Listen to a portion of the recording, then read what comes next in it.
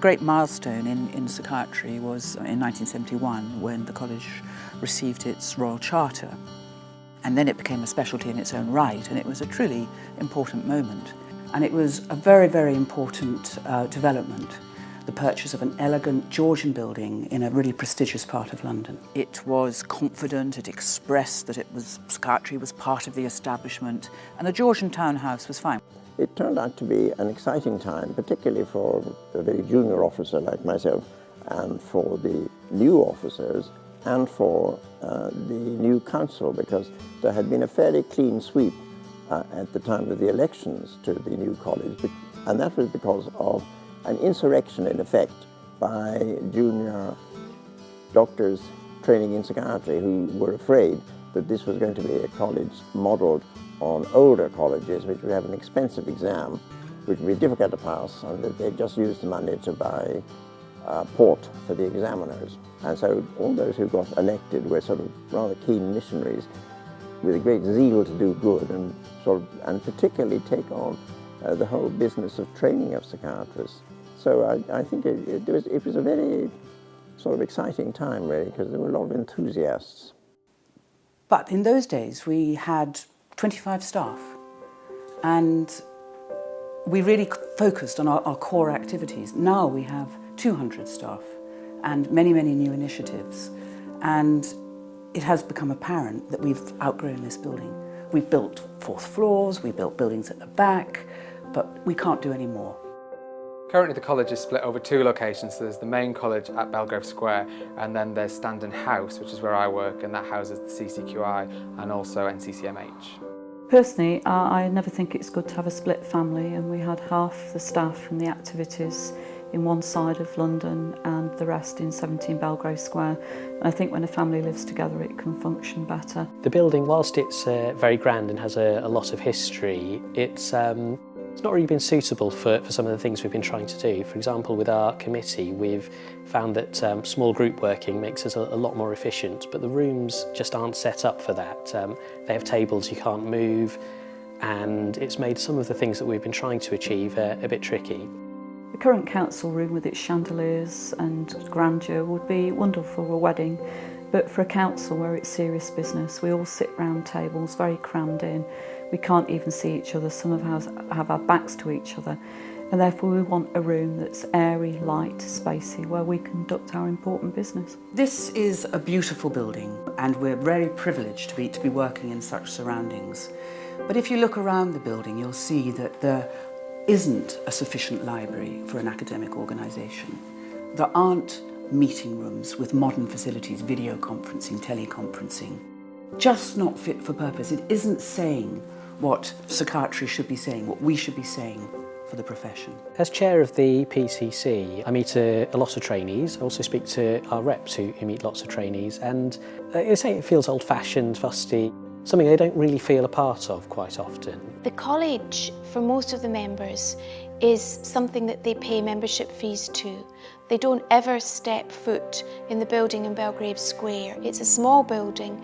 Training events and educational events don't happen here, so they have no reason to do so.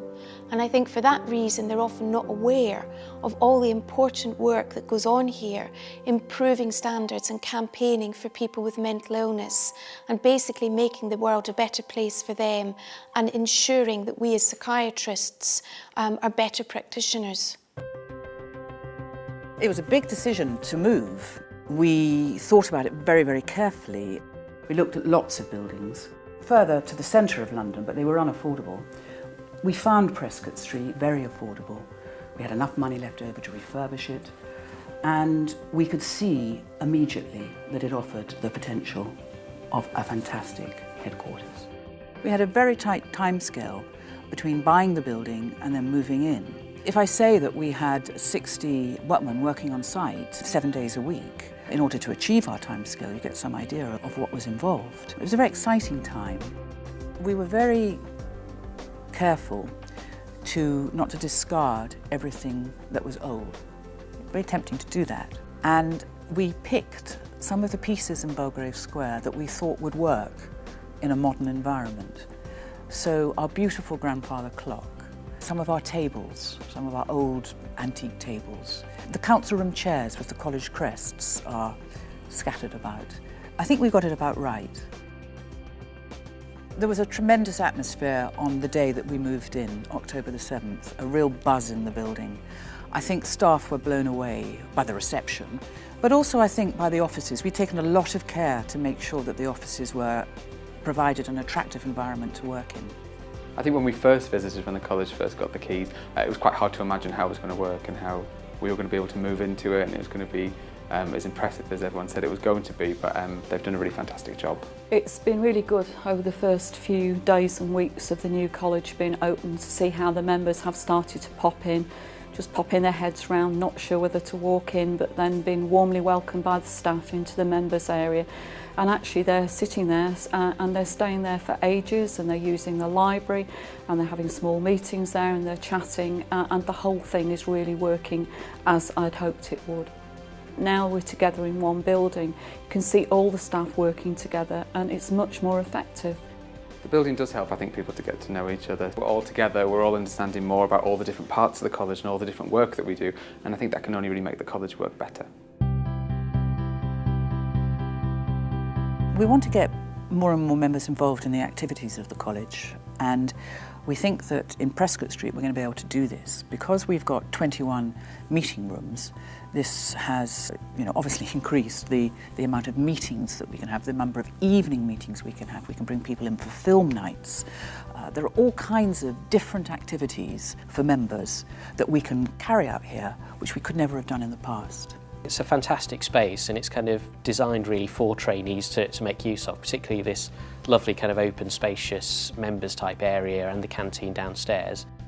One of the college's key roles is to look at recruitment, and having a good functioning college building where we can hold events, lectures, talks, things to get people excited about psychiatry, and also just to find out more, to see if they are interested in psychiatry.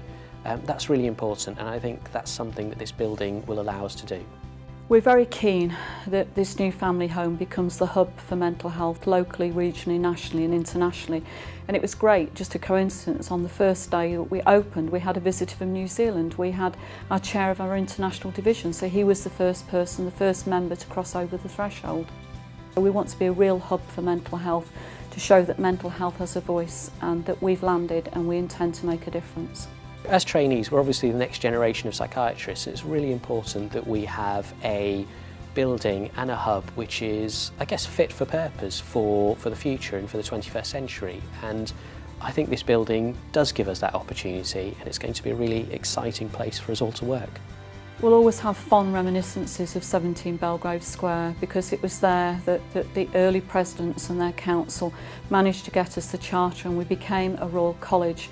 We managed to make our place in medicine, we managed to have an impact, but the time has now come for change, and in this move, if we can do half as well as those early psychiatrists did in our new family home, then we will make a real difference and be the voice for mental health across medicine.